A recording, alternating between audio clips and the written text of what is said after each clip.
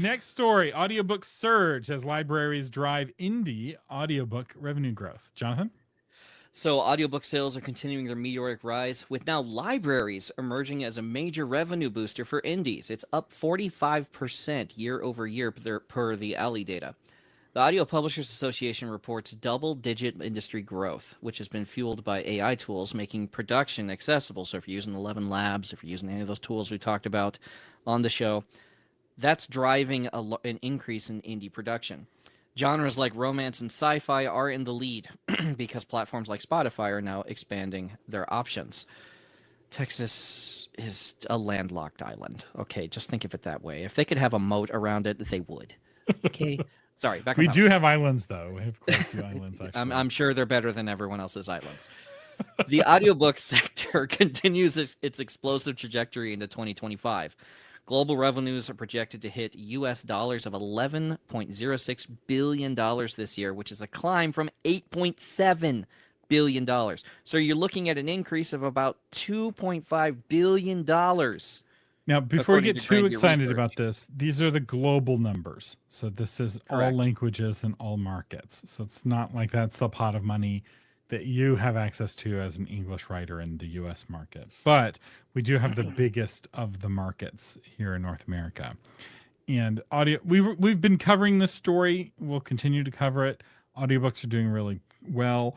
And it's looking like Spotify's play into audiobooks with their new Spotify Audiobooks Plus program, which I have that report on if you want to read about it at authormedia.social, that they really are pulling more people into listening to audiobooks.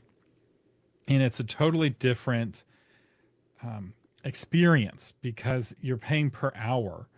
And now one of the most important things is people finishing your audiobook. So the strategy used to be long audiobooks that were a bargain with a credit. The new strategy is short audiobooks that readers are likely to 100% complete. So it's a very different kind of. Well, it depends on what model. Yeah, it depends on what model you're in, though, because some places are paying per minute listened to, as opposed to completion of like YouTube pays for more time listened to than anything. So it just keep in mind your platform where the listener is, and that'll be how you're paid from it. You will have to have multiple strategies if you're on multiple platforms. There's a really interesting piece of data in this, and that Gen Z is pivotal because it shows that 86% are using audio for mood boosts, and 69% are finding joy in it. 58% deem it most engaging. I'm in a lot of Christian school groups, like homeschoolers and stuff like that, and they're always looking for books. And a lot of them are really looking for Libro and Hoopla, these library programs that allow you to listen to books for free as long as you have your library subscription. So that you really look into that as a revenue stream, particularly if you're YA, if you're writing mid-grade, children's books, whatever. And you have an audio version, you really need to look into libraries because tons of parents are looking for this stuff to be able for their kids to listen to. Yeah. And we're actually trying to get Spotify working because we have Sonos in our house. We have a Sonos in each of our kids' bedrooms.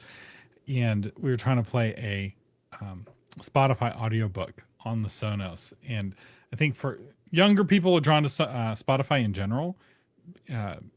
It's just kind of like older folks, like millennials and ancient people in their 30s and older, are more likely to use like Apple Music and Apple iTunes ecosystem, whereas younger people are more likely to be on Spotify. So yeah, for YA, libraries and Spotify may be as important as Audible. I still think Audible has a dominant market share. And we talked a lot about Audible last week and how they are lowering their payouts for authors, and we have an update on that story. Jonathan?